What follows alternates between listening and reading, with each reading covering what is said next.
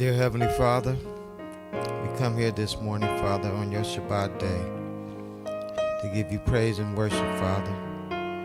As we come and we worship you, Father, we would ask that you continue to open our hearts and our minds that we may receive those words that may come into our hearts.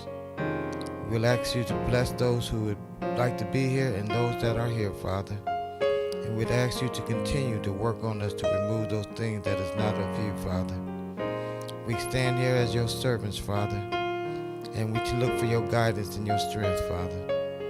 And all these things that we ask, Father, we ask it in Yeshua HaMashiach's name, Father, that we ask these things, Father. Amen.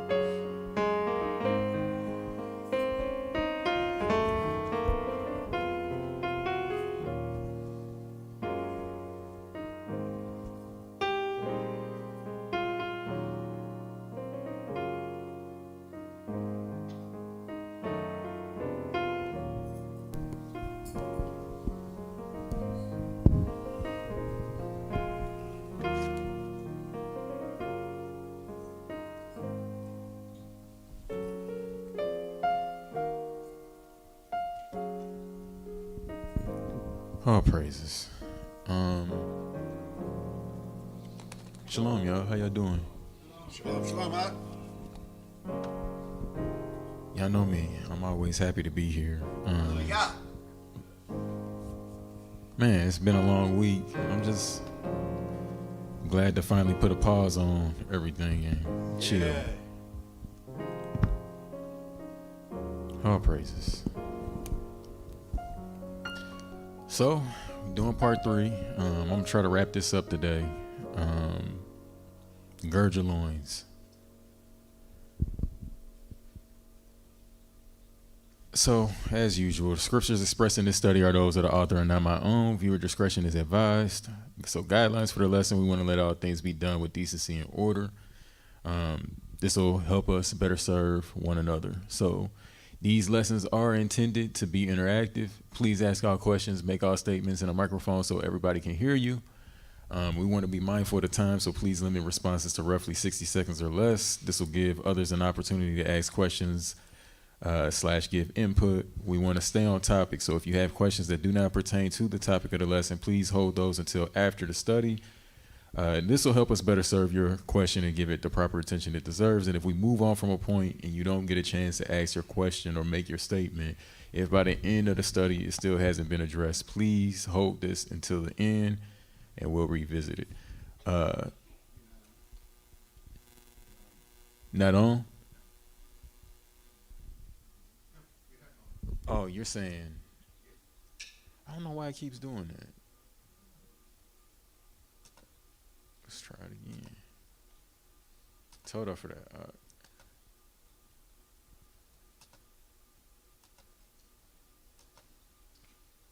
There we go. All praises.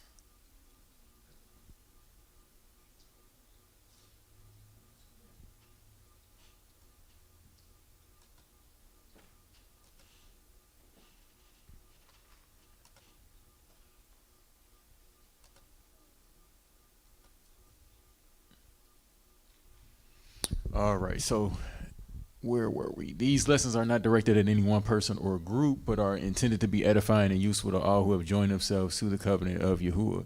So the Father is impartial and none can avoid him, even the person who is tasked with presenting the lesson, which is me, myself. So we are all held to the standard, and none of us are above his ways, corrections, or reproofs. Romans 2:1. Therefore, O man, you are without excuse, everyone who judges, for in which you judge another, you condemn yourself, since you who judge practice the same wrongs. And we know that the judgment of Elohim is according to truth against those who practice such wrongs. And do you think, O man, you who judge those practicing such wrongs and doing the same, that you shall escape the judgment of Elohim? And obviously we know that that is a rhetorical. I'm going to try to focus this screen just a little bit more.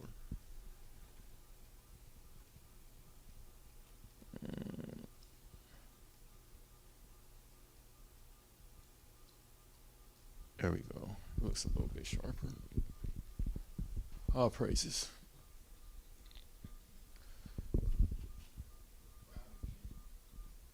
Man.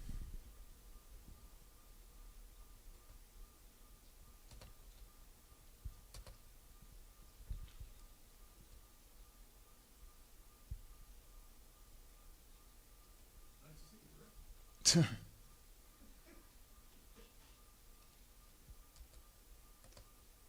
Okay.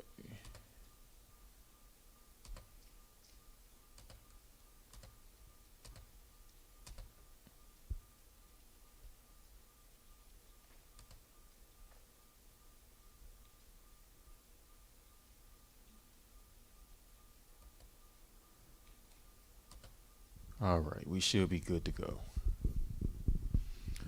All right, so picking up where we left off. Like I said, want to try to wrap this up, but we're gonna kind of bounce back to some of the things that we were touching on in both lessons. So today, I got a question: do you have a plan for attacking the strongholds in your life?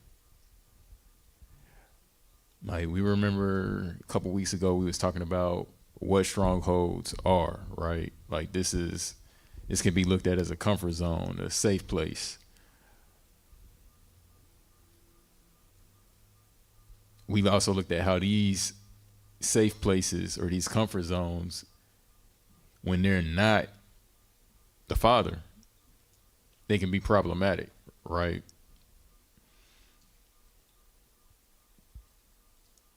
Do you have a plan for attacking these strongholds? Or are you just, okay, yeah, I know that's there. Know it got to be dealt with. Father, help me deal with it, but then not changing anything. And if you don't change anything, then how are you going to be able to see improvement in whatever that area is? So what course of action are you taking to see improvement in the areas of your life where you want to see change? And then how are you measuring your progress? There's a saying, if you can't measure it, you can't manage it. So how are you measuring where you are? Are you kind of just going through the motions? Or are you actually taking the time to see, oh, okay, no, I'm getting better in this area because I'm noticing a change. I'm seeing the work that I'm putting in, and then I'm getting results from the work that I'm putting in, however small or great. But you want to be able to at least see exactly where you are. And that's for you to know. Because a lot of times when we're dealing with these are things that only we know. You know what I mean? So how are you measuring your progress? Just keep that in mind.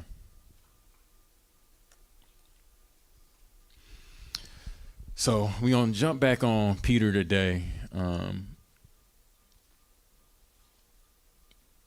But first, before we go into that, I want us to see how just a little bit of wisdom can go a long way when we're talking about dealing with the inner man, the inner workings of our being. So all you have to do is humble yourself and put your hand to the plow, right? Gird up the loins of your mind and take action on what Yahuwah has commanded or instructed you. But if you don't put in the work, you'll be lacking in your dead testing, right?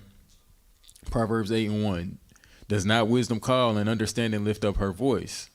On the top of the heights along the way between the paths she has taken her stand. Besides the gates leading to the city, at the entrances she shouts, O men, I call to you, and my voice is to the sons of men. You simple ones, understand insight, and you fools, be of an understanding heart. Listen, for I speak noble words, and the opening of my lips is about straightness. For my mouth speaks truth, and wrongness is an abomination to my lips. All the words of my mouth are in righteousness. None of them are twisted or crooked. All of them plain to him who understands, and straight to those who find knowledge. Accept my discipline, and not silver, and knowledge rather than choice gold. For wisdom is better than rubies, and all delights are not comparable to her. I, wisdom, have dwelt with insight, and I find knowledge, foresight. The fear of Yahuwah is to hate evil. I have hated pride and arrogance, and the evil way, and the perverse mouth. Counsel is mine, and sound wisdom I am understanding. Mightiness is mine. I love those who love me, and those who earnestly seek me do find me. Riches and esteem are with me, enduring wealth and righteousness. My fruit is better than gold and fine gold, and my increase than choice silver. I walk in the way of righteousness, in the midst of the paths of right ruling, to bestow substance on those who love me, and to fill their treasuries. Yahuwah possessed me, the beginning of his way, as the first of his works of old. So now notice how wisdom's function was to assist in getting work done. All right, so verse 23, it says, I was set up ages ago at the first, before the earth ever was. When there were no depths, I was brought forth. When there were no springs heavy with water, before the mountains were sunk, before the hills, I was brought forth. Before he had made the earth and the fields, or the first dust of the world. When he prepared the heavens, I was there. When he inscribed a circle on the face of the deep. When he set the clouds above, when he made the fountains of the deep strong, when he gave to the sea its law, so that the waters would not transgress his mouth, when he inscribed the foundations of the earth.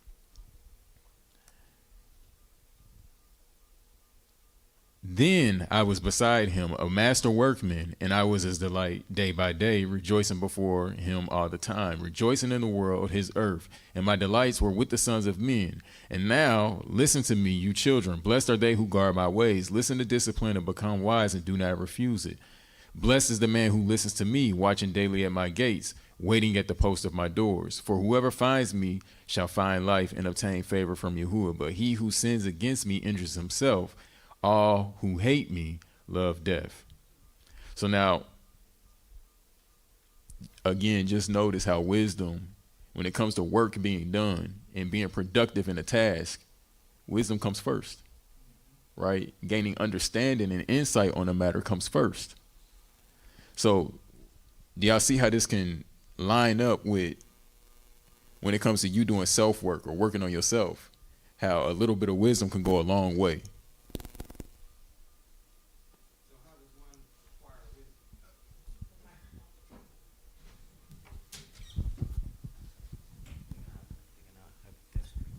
So how would one acquire wisdom? All praises. So we know that fear is the beginning of wisdom, right? And not just fear of anything, but we're talking about fear of Yahuwah, right? So that's the beginning of wisdom, right? So it starts there. Once we start to see what his commandments are, then, okay, let's try to get some understanding on how we ought to fear him. Then the next step of it is yielding to reproof, correction, right? Like the whole path of wisdom is what differentiates the difference between one who has understanding and one who is a fool. A fool is not going to turn at correction, but the wise one will. So the first step of it is, okay, understanding this fear. What is it that he says for me to do, and what is it that he says for me not to do? Then the next step of it is, okay, now that I have that, when he does correct me, let me yield. When I do come across, whether it be in his word, whether it be through his ruach, correction comes. And it's like, okay, now let me take heed to that. Let me listen to that. Let me yield at the correction. Then we're going to start to become more and more wise, because that through that correction, we're gaining what? Knowledge, insight, and understanding through our experiences. So in order to obtain wisdom, one would need to engage themselves in hearing the word and reading the word. Absolutely. In order to obtain wisdom, in order to obtain fear of the Lord, you would have to know him and know his do's and don'ts. Absolutely. And the consequences behind each one of those. Absolutely. Okay. Absolutely. Okay. All praises.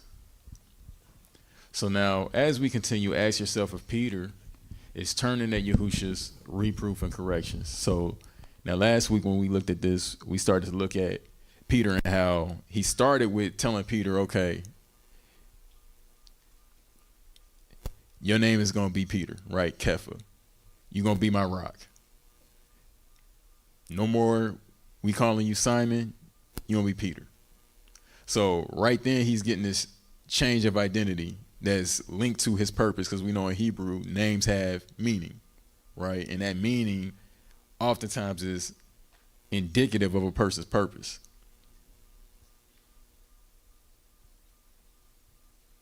First thing we saw was when he told Peter that, what did Peter say? Oh, I'm a sinner. I'm not worthy. All of these things, right? Goes from that, he says, no worries. You're going to be a fisher of men. So he's letting them know his purpose, but Peter is not quite living up. He's not there yet, right?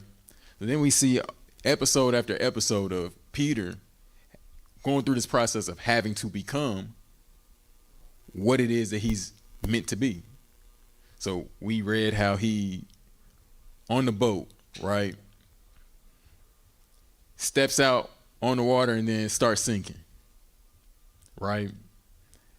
We see where Mashiach is telling him, hey, the time is going to come where they're going to do what they're going to have to do, and I got to fulfill my end of what I came here for. We see Peter say what? No, you don't. You ain't got to go. So all of this time when we going, seeing this process, Mashiach is trying to prepare him and get him ready, because he's saying, listen, when I go, I'm going to hand the keys to you. Hold it down. He can't get there because he's not even accepting that as a reality, that Mashiach is not going to be there. So therefore, the work that he should have been doing to himself, preparing himself to be ready. So, okay, when this happens, I know where to take things. What's the plan, right? Self-denial, he keeps running back to a stronghold, living and staying within his comfort zone. I die for you. Matter of fact, anywhere you go, I'm with you. I'm riding for you. And he said, no, you ain't really like that. Not yet. When the time comes, you're going to deny me 3 times. Then we saw when that happened, he did exactly what he said he was going to do. So that's kind of where we picking up. But like I said, there were opportunities for correction throughout the whole path where he didn't have to get to that point of denying them 3 times, having to go through all of that, if he would have just been yielding to the correction along the way. But he wasn't. He wasn't putting in that work because he was living within his falsehood that he put in his own mind, even though Mashiach was telling him straight to his face, I'm going to do what I'm going to do. I'm not going to be here, but you the rock. I would say, in with Peter and his transformation, who stood on business in the upper room when men was are these men drunk? And Peter became the rock, because he could have. You get in the crowd and something is happening that has not happened. Hey, you might kind of just, but he had through his training, and for the training he went through was for that purpose. And you saw what happened, how many was added because of what he said. All praises. All praises. So instead of him accepting and dealing with the issues head on so that he would be prepared when the test came, perhaps he was a sluggard, right? Like I was saying, we're going to get to a point later on in the lesson where we're going to see a transformation take place. And he finally gets it and starts to put the work in, right? Matthew 26:36. So it says, then Yahushua came with them to a place called Gethsemane and said to the tall ones, sit here while I go over there and pray. And he looked with him, and he took with him Kepha, Peter, and the 2 sons of Zebedee, and he began to be grieved and deeply distressed. Then he said to them, my being is exceedingly grieved, even to death. Stay here and watch with me. So what was his purpose for bringing them? Literally, he brought them with him so that they could hold him down, right? I'm grieved right now. It's the time has come that I've been telling y'all about. I'm weak. I need some strength right now so that I can endure through this moment so that I don't fumble and drop the bag. There's a whole reason why he brought them with him. And what did they do? Went to sleep. It says, verse 39, and going forward a little, he fell on his face and prayed, saying, "O my Father, if it is possible, let this cup pass from me. Yet not as I desire, but as you desire." And he came to the taught ones and found them asleep and said to Kepha. So who is he calling out? Calling out Peter. "So, were you not able to watch with me 1 hour? Watch and pray, lest you enter into trial." So, anybody, how did he teach them how to pray?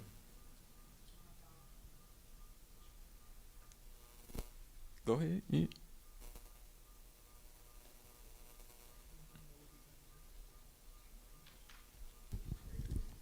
Y'all way in the back, somewhere way in the back, like in By Tennessee saying somewhere. what is commonly known as the Lord's Prayer, as the Master's Prayer. Our Father which art in heaven, hallowed be thy name. Thy kingdom come, thy will be done in the earth as it is in heaven. Give us this day our daily bread, and forgive us our debts as we forgive our debtors. Lead us not into temptation, but deliver us from the evil one. For thine is the kingdom and the power and the glory forever. All praises.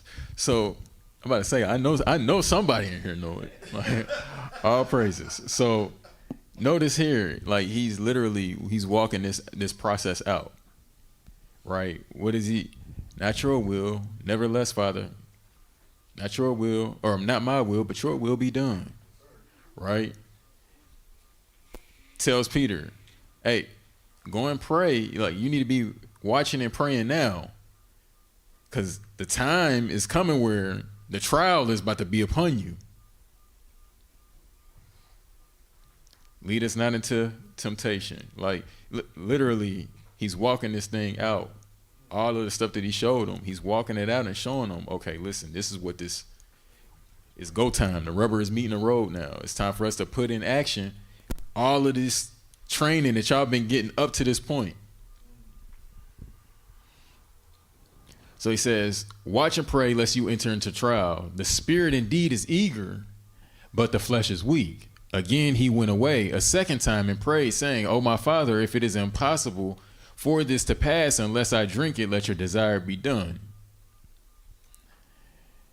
And he came and found them asleep again, for their eyes were heavy.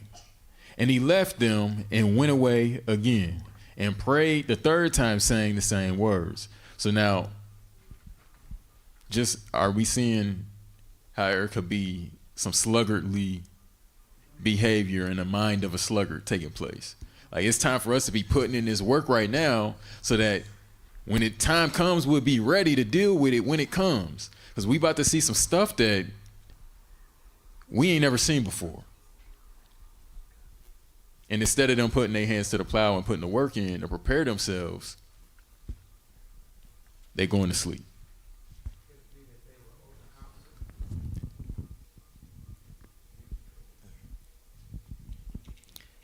I mean, could it be that they were overconfident? They've been with the Messiah for so long and seen things that he's done that they didn't take it in a serious manner of what was about to befall everything. You've seen the Messiah heal people. You've seen him, do miraculous things. So if you depend on that one individual to the point to where you start slacking off, that could be an issue. Absolutely. Because if he leaves or one of them go down, who's the next man up?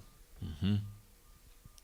Absolutely. Like, I think that played a major role in it because we saw where he was telling them time and time again what's going to happen. He sat at the table and told them somebody's going to betray me.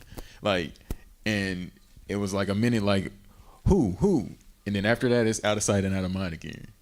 It's like nobody was actually taking it seriously because they've seen him doing all of these things. They've seen him raise Lazarus. They've seen him do so much that it's like, why would they be taking it seriously? Except for the fact that he's told them. Matter of fact, that's why they thought it was time to take back the kingdom. We got the Messiah. Oh yeah, it's about to flip. Mm-hmm. Mm-hmm. So this is Luke 22, verse 45. It says, and when he rose up from prayer and was come to his disciples, he found them sleeping for sorrow. So, a lot of times when you're going through a lot of stress, you get sleepy. They were sorrowful. That's why they kept going to sleep. All praises. Like intensity, stress of the moment. All praises. So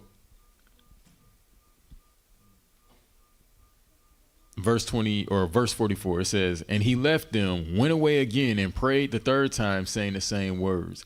And he came to his taught ones and said to them, still sleeping and taking rest? See, the hour has come near, and the Son of Adam is delivered into the hands of sinners. Rise, let us go. See, he who delivers me up has come near. So now remember what we saw about the sluggard, Proverbs 6:6. Go to the ant, you lazy one, see her ways and be wise, which having no commander, overseer, or ruler, provides her supplies in the summer, gathers her food in the harvest. How long would you lie down, O lazy one? When do you arise from your sleep, a little slumber, a little folded in the hands that lie down, and your poverty shall come like a prowler, and your need as an armed man. So what are they doing? A little sleep, a little slumber, a little lying down to get some rest. But right now is not the time for rest. Right now is the time to, we need to be getting as much strength as we can for this journey, because it's about to go down. Like, it's about to get real. It's time to gird up the loins. It's not time for us to shelter back in place. But it's time for us to put the work in. Mm-hmm. Mm-hmm. All praises. So your poverty is literally, you need something and you don't have it. When you in need of something and you don't have it, this is poverty. Many things you need and you lacking. A little sleep, a little slumber, your poverty gonna come. In spiritual matters, it works the same way. A little sleep, a little slumber. The time is gonna come where the test of trial is gonna be on you, and you're gonna need what you've been working towards, putting in the work. But a little sleep, a little slumber, lying down, folded in the hands. Time comes and now you caught lacking, right? So now we know the rest of the story with Peter and how he failed the test. Mashiach is killed and Peter denies him vehemently. But this is brought back around full circle, just the same way that it all started. So what we're going to see now is a pattern of how to break the cycle of being a sluggard to move on to girding our loins. So John 21:1. So it says, after this, Yahushua manifested himself again to the taught ones, or the disciples, at the Sea of Kinnereth, and he manifested this way. Simon, Kepha, Simon Peter, and Thomas called the twin, and Nathanael of Cana in Galilee, the son of Zebedee, and two others of his taught ones were together. Simon, Kepha, Simon Peter said to them, I am going to fish. They said to him, we are also coming with you. They went out and immediately entered into the boat, and that night they caught none at all. But when it became early morning, Yahushua stood on the beach. However, the taught ones did not know that it was Yahushua. Then Yahushua said to them, children, have you any food? They answered him, no. And he said to them, throw the net on the right side of the boat, and you shall find. So they threw, and they were no longer able to draw it in because of the large number of fish. That taught one whom Yahushua loved then said to Kepha, it is the master. Then Simon, Kepha, Simon Peter, hearing that it was the master, put on his outer garment, for he was stripped, and plunged into the sea. And the other taught ones came in, and the came in the little boat, for they were not far from land, but about 200 cubits, dragging a net with fish. So when they had come to land, they saw a fire of coals there, and fish laid on it, and bread. Yahushua said to them, bring some fish which you have now caught. Simon Kepha, Simon Peter, went up and dragged the net to land, filled with 153 big fishes. And though there were so many, the net was not broken. Yahushua said to them, come, have breakfast. And not one of the taught ones had the courage to ask him, who are you? Knowing that it was the master. Yahushua came and took the bread and gave it to them, and the same with the fish. This was now the third time Yahushua was manifested to his taught ones or disciples after he was raised from the dead. When therefore they had eaten breakfast, Yahushua said to Simon Kepha, Simon, son of Jonah, do you love me more than these? He said to him, yes, master, you know that I love you. And he said to him, feed my lambs. Now I want to stop because I don't know if y'all been noticing a pattern that he will often identify him as the son of Jonah. And if y'all go back and y'all look at like where Peter is from, y'all go and y'all look at this land of Joppa, if you will, there's a connection between Peter and Jonah. And so when you go back and you look at Jonah, what did Jonah do? Did he gird his loins and prepare himself for the mission that he was supposed to do? So we starting to see that there might be a parallel in the character or in the spirit of both of these individuals, right? So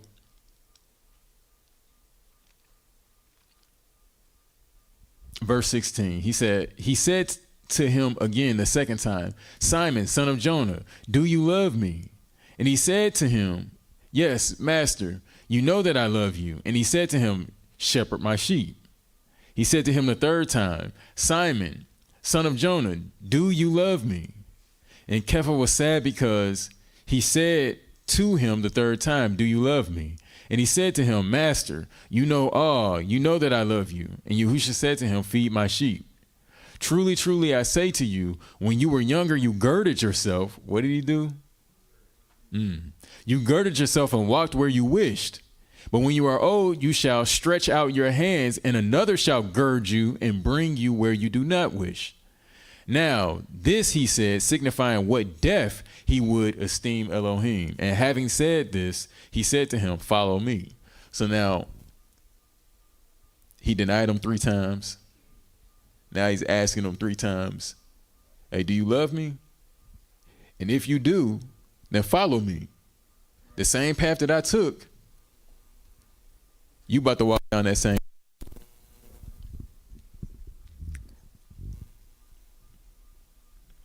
How is he trying to get him to gird his loins up now?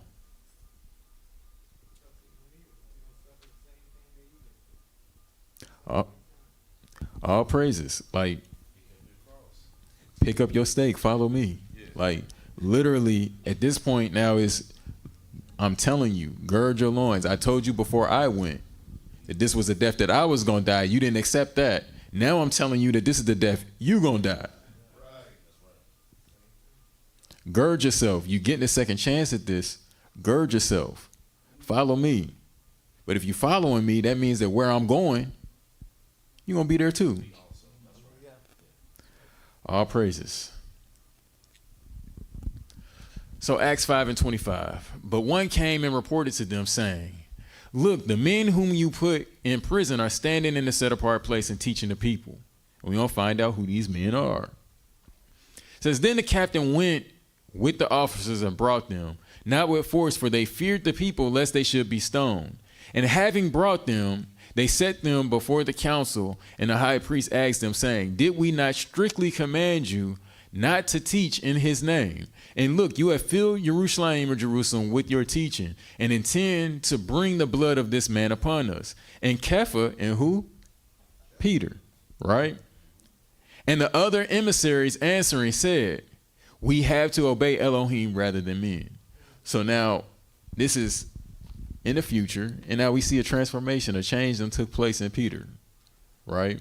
So because he went through what he went through and he learned his lesson, he actually put in the work on himself. What are we seeing? Now he's not retreating back to the stronghold. He's actually dealing with the adversity head on and standing on his Father's business. So notice that the change took place in Peter. He no longer operates within his comfort zone, but now he is willing to stand for what he knows is true. He has girded the loins of his mind. So what I want us to see is how, in the same way, we can go through that same process of transformation. We can go through that same process of tearing down those strongholds, actually putting in the work, preparing ourselves for whatever it is that we're trying to make a change about, and then expecting, okay, well, if this is what I'm asking the Father for, if I'm asking him for patience, we have said this many a times, it just might occur that now I'm going to start getting tested, getting my patience tested, right? So know that when I'm going into this, prepare myself. Don't count it a strange thing when these trials start to come, because it's like, no, this is what you asked for. You asked for patience, so now I'm going to test your patience. We got to get this built up. It's time for you to start hitting the gym, hit these weights, get strong in this area. You can't get strong in this area unless you get pushed out of the comfort zone a little bit. Like, spiritually, these things mirror all of these physical interactions. And it's made to be that way so that we can understand something heavenly, something spiritual through what we interact with.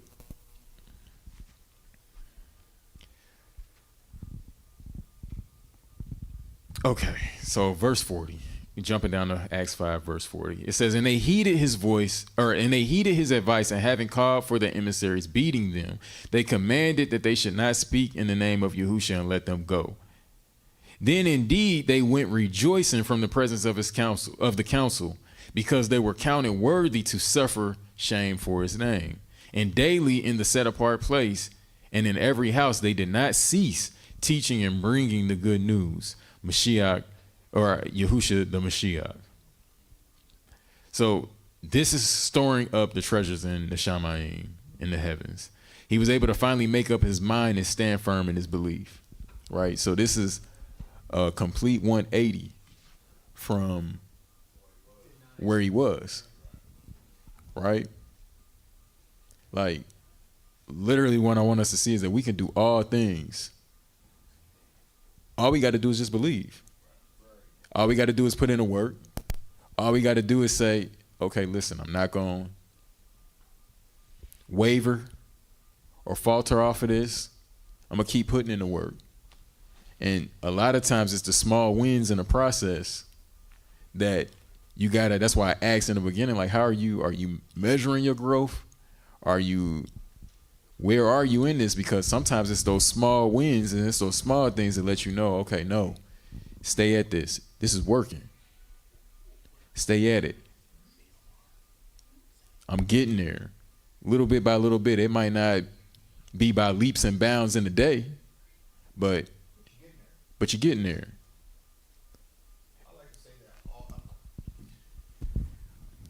I like to say that all victories, no matter how minor, is a victory.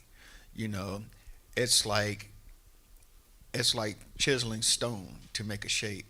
Sometimes you're gonna be able to hit the rock and be able to take off a big old chunk, but then other times you're gonna have to be real fine. You're gonna have to be real fine tuned with how you chiseling this rock, and it might be little pebbles, a little dust that even dust you taking off. Mm-hmm. But with each strike of that hammer and with each hit with that chisel, more and more comes off. That in itself is a victory, because when it's all said and done, and then you stand back and you look at what you was working on, and when it becomes complete, when it becomes perfect in the nature that you created it, then you see that every little stroke counted, no matter how big or small. Mm-hmm. All praises, tons of wisdom, and all praises.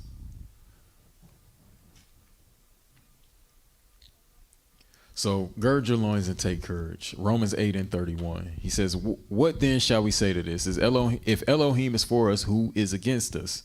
Truly, he who did not spare his own son, but delivered him up on behalf of us all, how shall we not, along with him, freely give us all else? Who shall bring any charge against Elohim's chosen ones? It is Elohim who is declaring right. Who is he who is condemning? It is Mashiach who died, and furthermore is also raised up, who is also at the right hand of Elohim, who also makes intercession for us. Who shall separate us from the love of the Mashiach? Shall pressure or distress or persecution or scarcity of food or nakedness or danger or sword? Now, I say this all the time. Notice the one thing that's not in that list is you. You can keep you from it. But if your loins are girded in your mind and you grounded and you standing firm in the belief and the faith, none of these things gonna knock you off the square.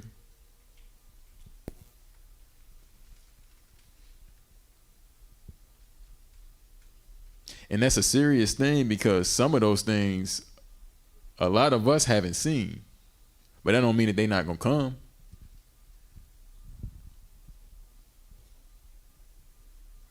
I don't know what it's like to be persecuted for righteousness, just for saying, hey, we proclaim Yahusha. And armed, I mean, imagine that, like a military guard coming to you, fatigues on, and an AK. And in some places in the world, you know, like whether the belief is 100% spot on or not, like this takes place. That's right. They beheading still in certain places in the world for that same reason. So like this can be a reality. It's like gird your loins, because we say that all the time, like I said in Jeremiah, like if these footmen weary you, like how you gonna deal with the horses? How you gonna contend with these horses? Like sometimes it's these small matters that we can't even get past that. How we gonna stand when it really gets thick and it's really real? And I'm saying that for me myself. Like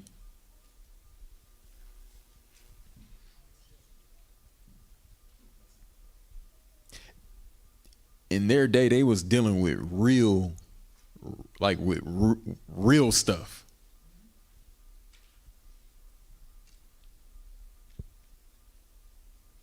And even in the face of all of that, they was able to still get to the end and say, hey, I fought the good fight.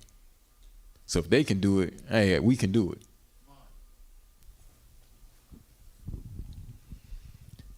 Verse 36, it says, as it has been written, for your sake we are killed all day long.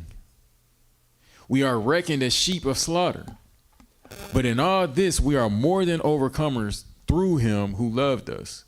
For I am persuaded that neither death nor life, nor messengers, nor principalities, nor powers, neither the present nor the future, nor height nor depth, nor any other creature shall be able to separate us from the love of Elohim, which is in Mashiach Yahusha, our master.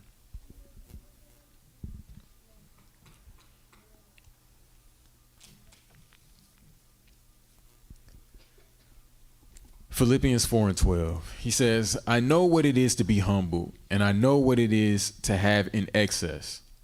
In any and every situation I have learned both to be filled and to be hungry, both to have in excess and to be in need. I have strength to do all through Mashiach who empowers me. So literally there is no thing that's too much for us to get through,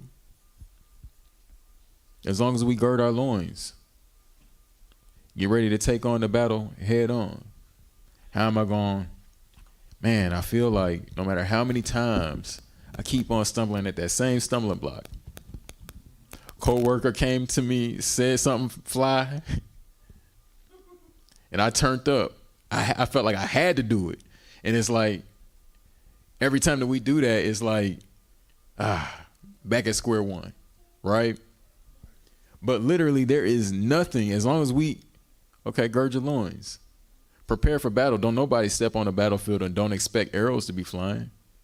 Nobody steps on the battlefield and walks in unarmed, right? Arm yourself with the word. Put on that full armor. Going into the job, right? Okay, no, and I know so-and-so, I'm expecting a dart to fly. So-and-so gonna say something, and I'm not gonna respond, right? I'm not gonna respond. I'm gonna heap up hot coals on their head, respond in love, right? But if you get caught off guard, you just might, out of instinct, react, right? So this goes back into what Yahushua was showing them, right? And why he taught them to pray the way that he taught them to pray. This goes into what he showed, like, no, prepare yourself now. Pray, do the heavy lifting now so that when that time comes, you'll be ready when that time comes. 1 Kings 2:1. In the days of David drew near to die, and he commanded Solomon his son, saying, I am going the way of all the earth, and you shall be strong and be a man. In other words, what? Gird your loins. Take courage, take strength. I'm not going to be here, but hey, son, you got it. And guard the charge of Yahuwah your Elohim, and walk in his ways, to guard his laws, his commands, his right rulings, his witnesses, as it is written in the Torah of Moses, so that you do wisely all that you do and wherever you turn, so that Yahuwah does establish his word which he spoke concerning me, saying, if your sons guard their way to walk before me in truth with all their heart and with all their being, saying, there is not to cease a man of yours on the throne of Israel. So, like, again, I keep stressing, literally, it's not anything that we can't accomplish, anything that we can't do, any goal that we can't reach, as long as, let me preface it by saying it has to be within the Father's will now. Like, we not, that's a prerequisite. So what's understood don't even need to be explained. I shouldn't have to say that at this point, but just in case, like, the first thing he said, hallowed be your name, your will be done. So that's the prerequisite. But as long as that I is dotted, it's not anything that we can't accomplish. There's not anything that we can't make improvement on, especially when we're talking about spiritual matters within ourselves. A lot of times it just comes down to some spiritual discipline. You know what I mean? Sometimes it just comes down to girding up our loins, setting a plan, and sticking to it.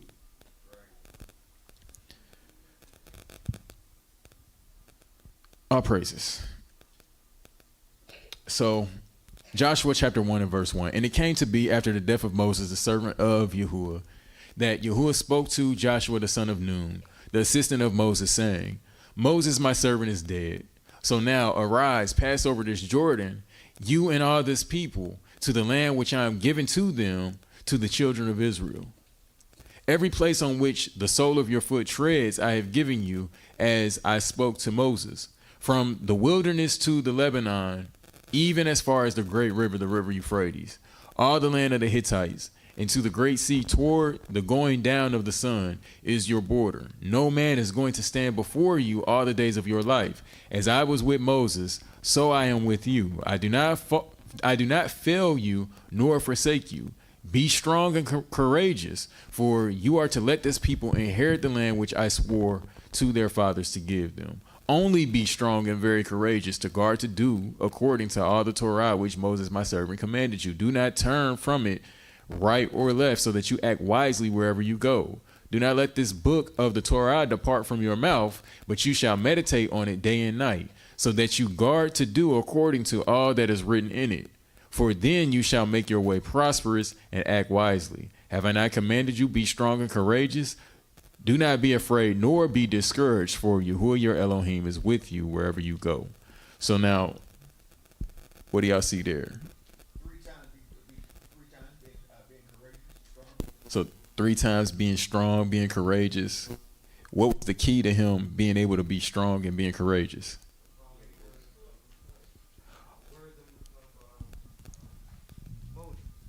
All praises. Do not let this book, right? Don't let this depart from your mouth, right? Meaning, don't let this be away from you. Keep this close to you. Meditate on it day and night. This is what's going to strengthen you and keep you sharp for the task that you're about to do. So I'm going to put it this way. If anger is the thing that I need to work on,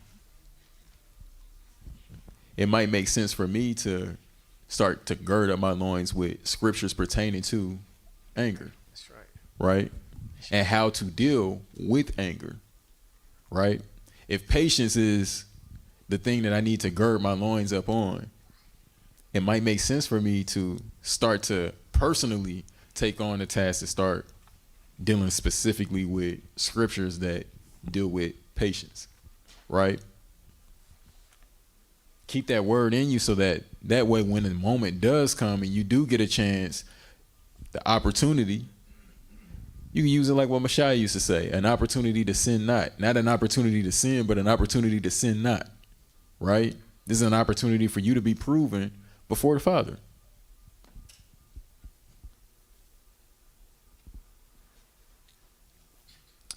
All right, so what do y'all see? Man, that's darker than I thought it was gonna be.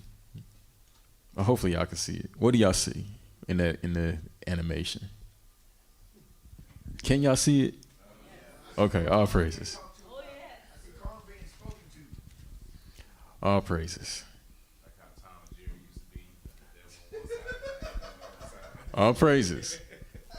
And it's like that sometimes, right? Like, I'm sure all of us know what it's like when it's time to, all right, it's time to make this decision. It's time to, I'm either going to go this way with it or I'm going to go that way with it. And it's like, in that moment, both get your attention. And you got to make a decision between which side you're going to listen to, right? He don't look too confident, does he?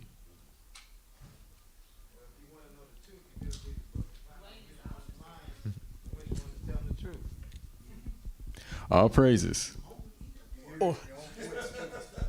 All praises. Because literally, like that's an excellent point, because that's what we're going to get to is all of this is taking place where? Within you. Right? All of this is taking place within you. And it goes with where you at mentally and spiritually, what voice is the loudest? All praises. The only way you can determine which voice that you need to listen to is by reading the word. That's the only way you're going to define what's right and what's wrong. All praises.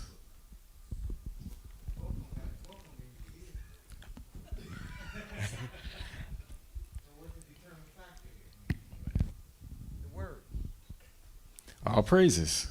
And we know it says what? To be spiritually minded is life. To be carnally minded is... Okay. Do we then make void the law through faith? God forbid. Yeah, we establish the law. It's a foundation. You don't have that, and you start to drift away, start making your own decisions, going outside the word. All praises.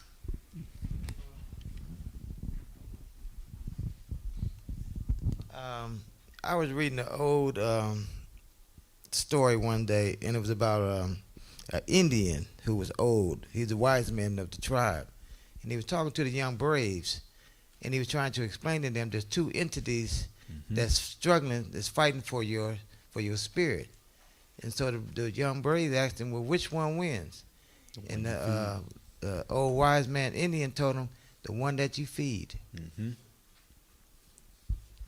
All praises. All praises. It can come from too, like weighing your options too much. There's only one choice that you have to make, that you need to make. If you start to think, maybe if I do this, then you start to get that. Mm-hmm. Instead of you saying, no, I already know what to do. I'm not going to doubt. I'm not even going to try to think there's another way. There's only one way. But when you start to, maybe, then you get those different types of thoughts or voices in your, or your voice that, gets you to start to get off the path. All praises. Like we were talking about this, like everything was cool in the garden before alternative options were presented. Right? Now you won't surely die. But actually, you'll be like Elohim. Now, since you put that option on the table, I might listen to that a little bit, entertain that a little bit.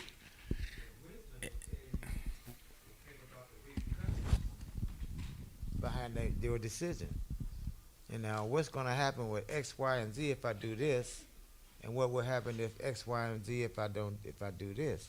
So wisdom would tell you better weigh out your options and the repercussions behind each decision that you make, because the scriptures are going to tell you if you do this, this is what's going to happen to you, and if you do this, this was where you would be blessed at. So it all comes back to the common denominator. Better read the book. All praises.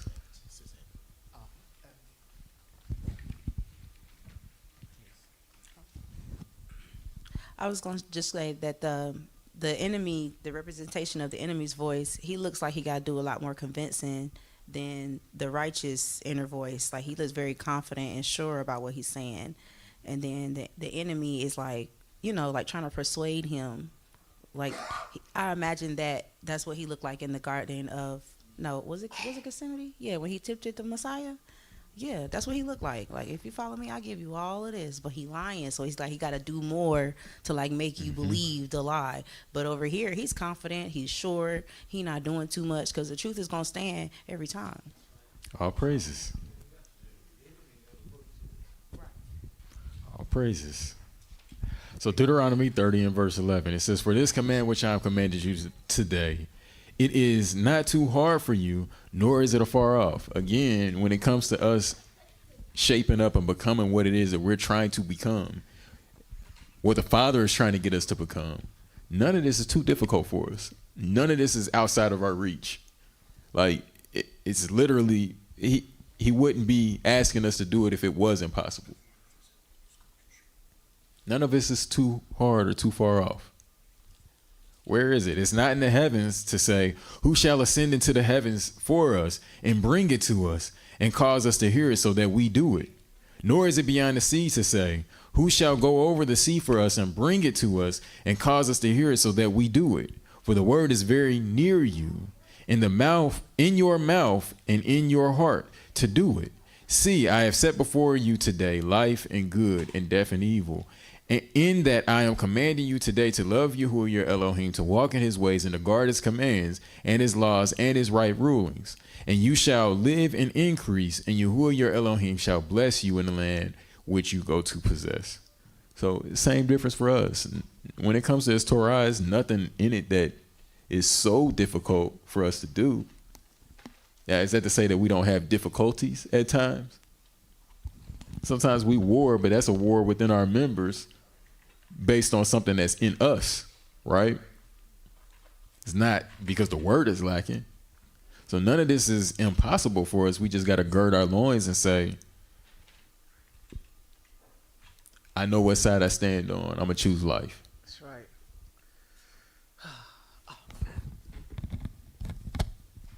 I'm sitting up there looking at that, and it reminds me of Saul saying, when I want to do right, evil is always present, and that, though I want to do the things right, it's always a conflict. It's never going to stop. And one of the things I do have to point out, that I have to point out constantly to myself, is that if it doesn't show the love of Mashiach, if it does not show, if it goes against Torah, if any part of the result is going to make the word vain, no matter how small it is, that's not the right choice to make.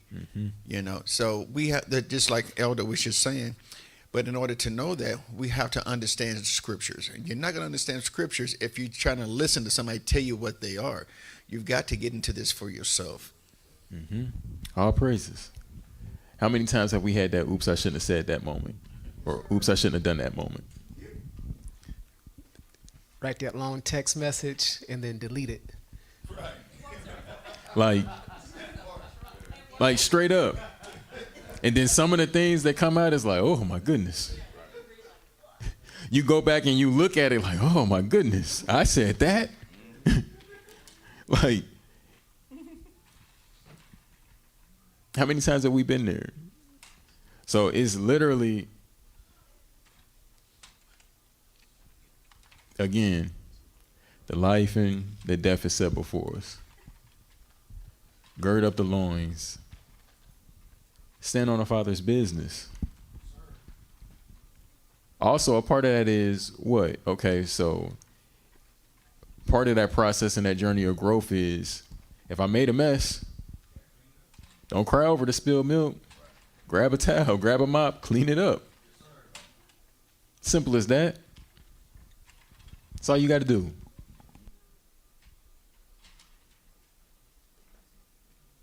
That counts as work as well. That counts as work. Of course, it's better to not make the mess at all. But in the event that that happens, that counts as well as contributions towards your growth, towards you actually becoming more like Mashiach.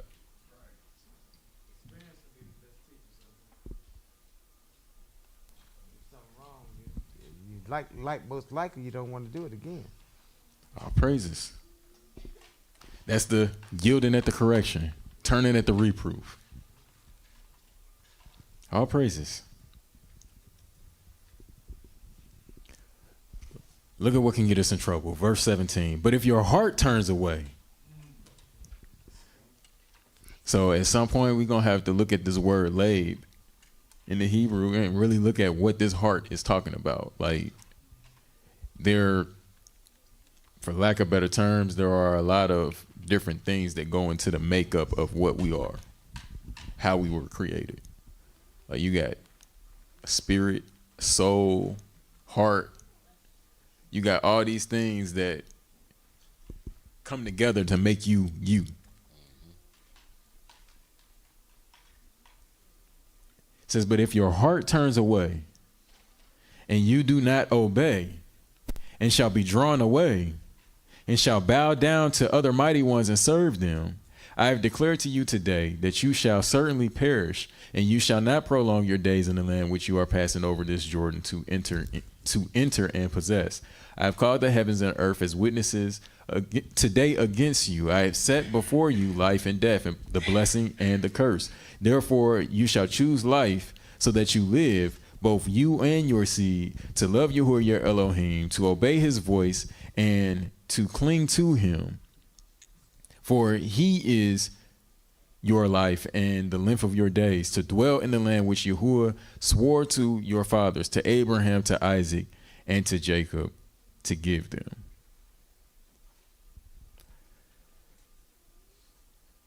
So, decisions, right? Decisions. How many times have we felt like this when it comes to us having to make a difficult decision? Where you caught in between and it's like you in a crosshair. It's like, I don't know which way to go with this. Notice how in both of these slides there is a war going on for the character's heart, right? Look how he looking.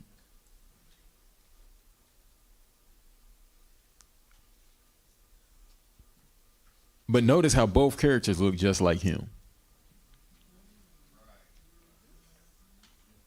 So, again, all of this is internal, meaning that the battle is fought within and it's either won or lost within. All of this is all taking place. This is all within you, in your heart, in your lab, in your mind.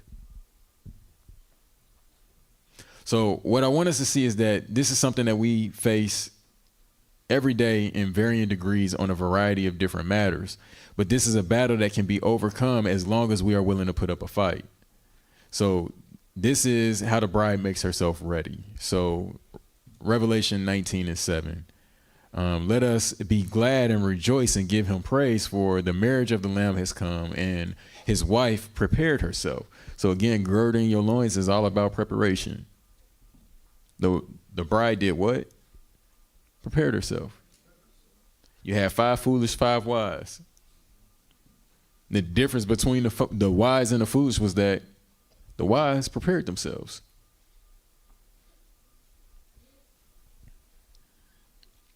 It says, and to her it was given to be dressed in fine linen, clean and bright, for the fine linen is the righteousness of the set apart ones.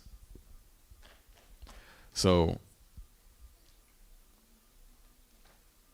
I love that part right there. Like, it gets tough and he's like, I don't know which way to go. At this point, both sides sound good. It's a mixed tree. It's like good and evil. And I'm going to just try to take both of them together. But at the end of the day, it was still like, it was death, right? Like, good and evil was still death. It wasn't life. Notice but he said, you saying this, but hey, he said. It's like in my younger days, I'm just gonna go over there and just watch a movie. You know you're supposed to be going over there. Uh-huh. Like straight up. Straight up. There's a It's 2 a.m. straight up. I always laugh because like me and my Isha, we was just laughing about this yesterday. So I've been having to gird my loins up on some things here over these past few weeks, right? And this is like, I've been silent about it, but it's like an overhaul that's having to take place like on every level, physically, mentally, spiritually, like across the board. So noticing some things physically, like I feel your pain. What was that a few months ago when he's like, blood pressure high, this high, I gotta make some changes. Well, I gotta make some changes. So of all things, I hate oatmeal. And I had oatmeal every morning for the past 2 weeks. And I hate oatmeal. I hate oatmeal. Like on the list of breakfasts, like oatmeal is at the bottom of that list for me. Like the very bottom of that list. But it's like, nah, gird your loins. You want to see a change, you got to make a change. You got to run these couple miles. You got to, like, you want to see the change, you got to make the change. Or you can keep going down this path and let the problems get worse to where it gets to a point to where now there's nothing you can do about it. The damage is done. So yeah.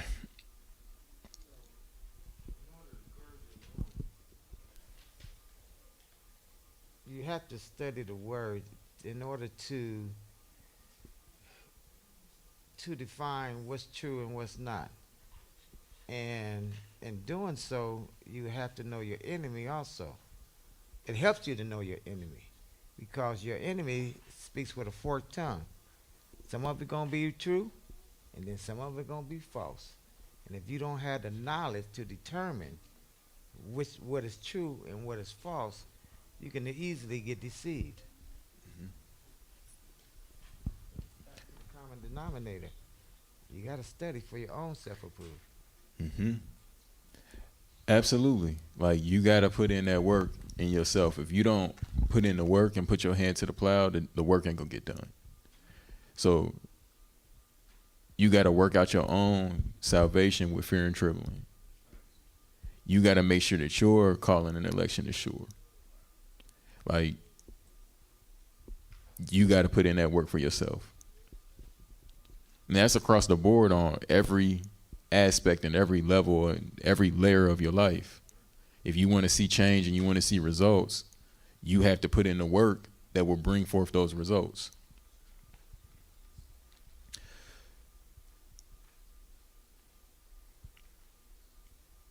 I say all of that to say about me eating the breakfast and all of this. It has never been so difficult for me to not pull into the whatever line, whatever fast food or whatever line, and just make that quick move. what I'm noticing is just how much preparation goes into it so that you don't find yourself in that position. Because if I don't consciously go into the day saying no, like, and I just leave the house, well, I'm going to get hungry. And if I didn't make the preparation so that I don't have to do, what do you think I'm going to do?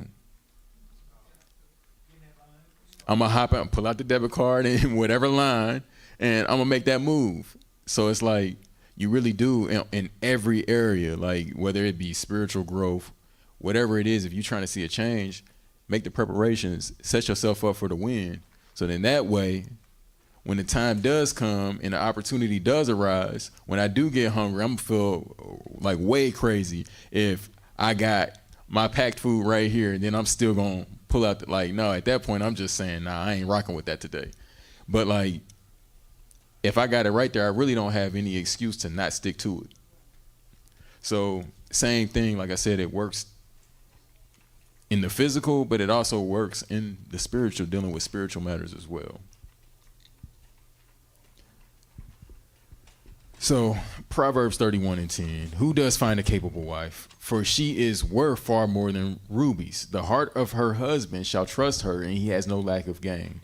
She shall do him good and not evil all the days of her life. She shall seek wool and flax, and with delight she works with her hands. She shall be as the ships of Tarshish. She brings in her food from afar. She also rises while it is still night and provides food for her household and what is lawful for her girls. She shall consider a field and buy it. From her profits she shall plant a vineyard. She shall gird herself with strength and strengthen her arms. Now, how many of us understand like the book of Proverbs is not like, it's a whole parallel between when it's describing like these two different types of women, right? You have this virtuous woman being described on one half, and then you also have like there's the whole section where he's talking about the adulterous woman. But it works in the physical, but it's also like this applies to all mankind. There's a lesson here to be learned about two ways and two manners of life, right? Like we understand that it's not just talking about a wife, but like literally us as a spiritual bride and as believers, this applies. All praises. So she shall gird herself with strength and strengthen her arms. She shall taste when her gain is good. Her lamp does not go out by night. What did the 5 wise and the 5 foolish? It's the middle of the night and they didn't have what for their lamp? She shall stretch out her hands to the distaff, and her hand shall hold the spindle. She shall extend her hand to the poor, and she shall reach out her hands to the needy. She is not afraid of snow for her household, for all her household is dressed in scarlet. She shall make tapestry for herself. She is dressed in fine linen and purple. So, again, capable wife girds herself. If we trying to be a capable bride for Mashiach, what do we got to do? We need to be girding ourselves with strength. Not being a sluggard, because that's what this whole thing was talking about, right? She's not a sluggard. She's getting after it. That's right. This is how she becomes a benefit to her bridegroom, to her husband. It's plenty of work to be done for his kingdom, right? Mashiach said he looked out and he said, man, the harvest is plentiful, but the laborers are few. That means there's a lot of sluggers out there. A lot of people that wasn't putting their hands to the plow, putting in the work. So, with all of that being said, I'm going to say shalom. The long lesson, we had 3 parts to this, but hopefully it was edifying.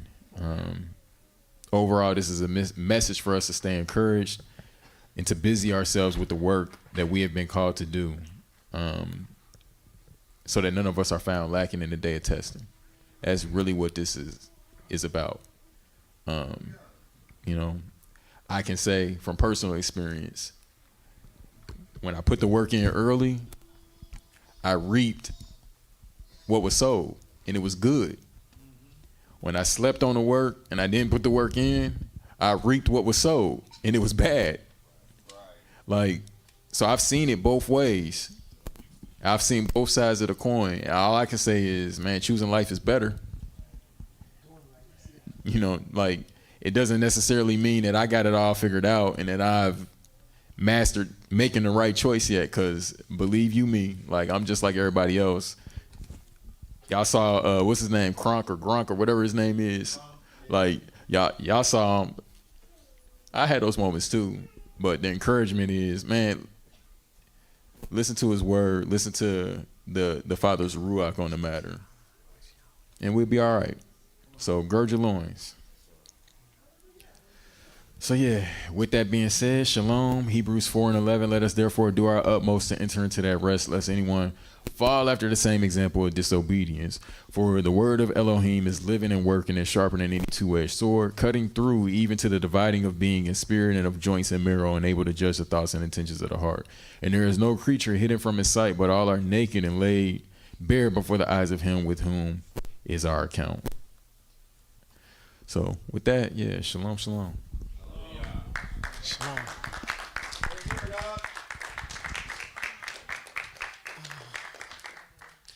Great teaching. We should all know now what girding up our loins are, and it's more than just our clothing, but it's a mindset. It's mental. It's the battle that if the adversary wants to get us, he can get us through our body, but the main thing is attack your mind. So many great points that I was like, thinking of different things.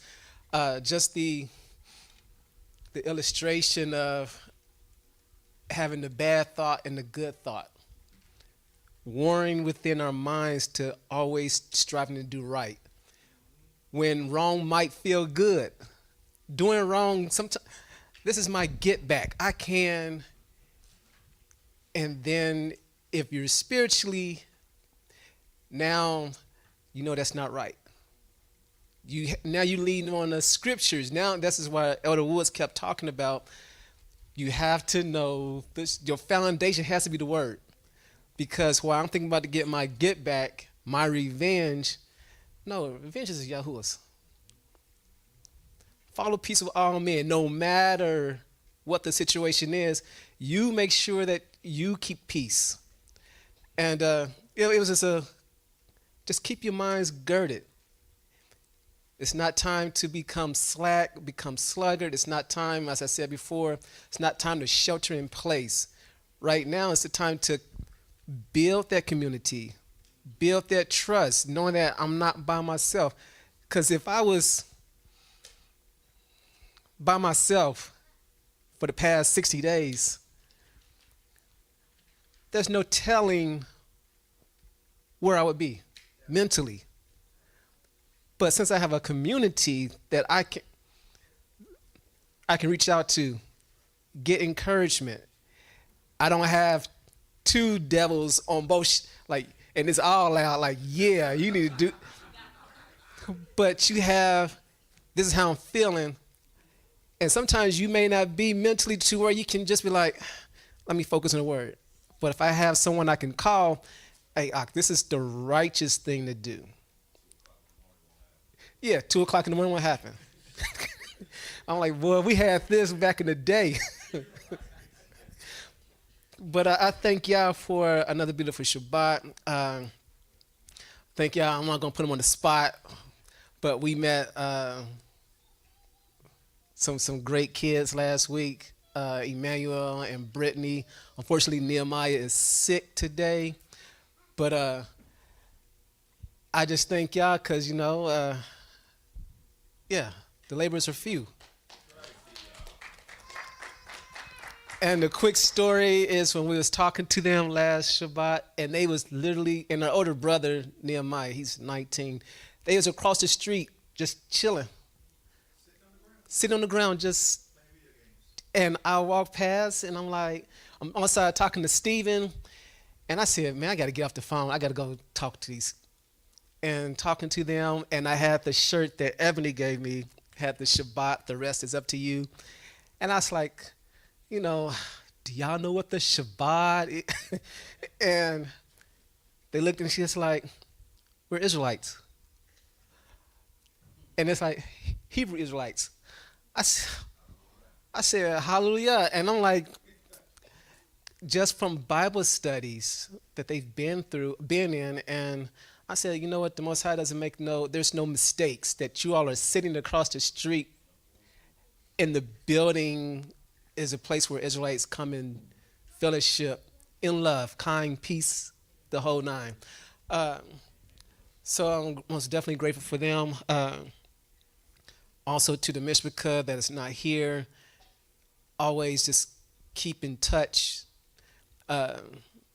This is not most places. Y'all ain't with us. Y'all disfellowshipped, and no, Mishpachah is Mishpachah. Stay in contact. Send those. Just encourage. You don't have to say where you been, and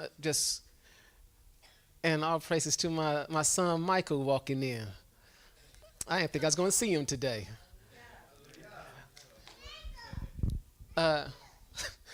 But just all praises to what the Father is doing. I just ask everybody to stay encouraged, keep your minds girded, which means don't get lax. Don't have those uh-oh moments. Don't get those, man, I wish I would not have moments. But if you stay girded, you keep your mind sharp, knowing that the adversary's his job is I got to kill, destroy. I got to seek you out. And in the jungle, which I've never been in, but I'm quite sure when a lion is about to pounce on you, he's just not going to walk up to you. He's going to wait until he knows that you are truly relaxed and your back is turned and you looking at something, and bam, I got you. So let's keep our minds girded. To those who are watching online, may the Most High bless your households. Pray that you received, and I pray that what was being said in here, you heard it clearly, that you'll be able to apply it to yourself. Also to our giving, House of Refuge on Cash App, take the E off the house and the E off of refuge. Or the name Erica Brown will pop up. Your alms is most definitely appreciated, because as I was, and you know how the Father prepares a way. So I keep saying about how we're going to go across the street and do our outreach. I already can see how the Father is already open those doors up for us. So with that being said, turn your hands back into Ak. Once again, awesome lesson. I'm going to try and give you a break next Shabbat. I mean, you've been holding it down, and all praises to that. But I give it last remarks, and also to, yes.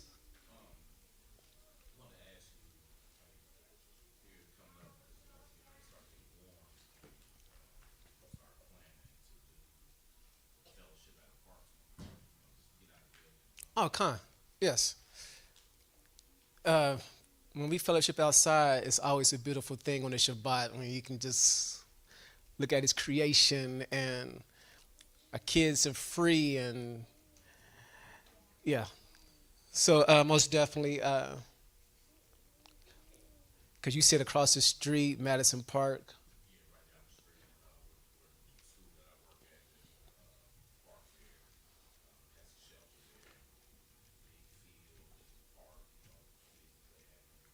Okay. All praises.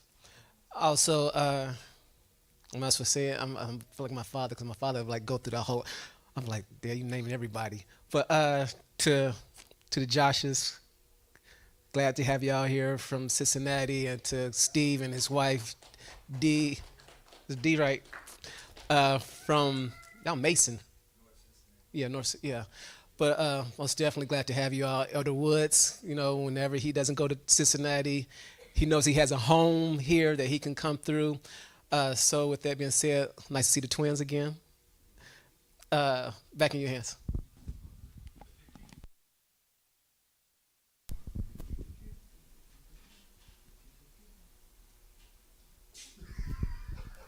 Oh yeah. Also, thank you for the kitchen, hospitality staff, for the for the meal that's prepared for us downstairs.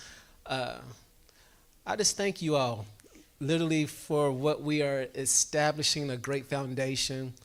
Even when things might seem shaky and the cracks in you, but you just learn how to just go back over it, and you, as Aki used to say, you see a need, you feel it, and you see a crack. What you do, you feel it. You don't walk over it and just don't go over there, but you start to fill it in, and as you fill it in, that Yahuwah start to build. So, with that being said, told it to y'all. Oh, 15th or the 16th? Feast of Weeks, Pentecost. And I'm trying to schedule at Delco. I'm trying to get the shelter there. All praises. Well, we can rise.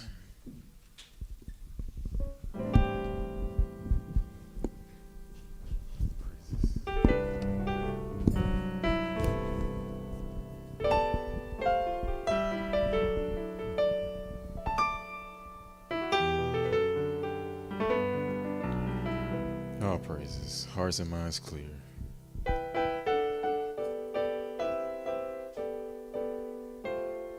Baruch atah Yahuwah Eloheinu melech haolam. Toda Rabbah Yahuwah Abba Yahuwah. We just give you so much thanks, honor, praise, esteem.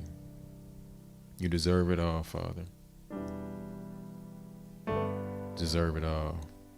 Pray, Father, that you would continue to just gird up our loins, gird up the loins of our minds. We understand, Father, that through Mashiach, there's not anything that we can't do as long as it be within your will.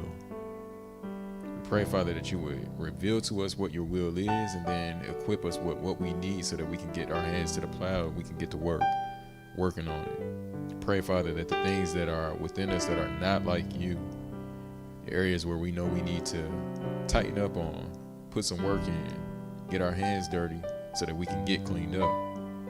You will reveal those things to us. Give us the wisdom to attack the thing head on so we can be built up into what you would have us to be so that we can become. Give you all thanks, honor, and esteem, Father, for the Mishpachah, far and wide. Those that are here in the building with us and those that are in their homes. Pray, Father, that you would continue to cover us, protect us, that you would bring us through this week so that we can see the rest of your Shabbat again next week. Thank you, Father, for your word.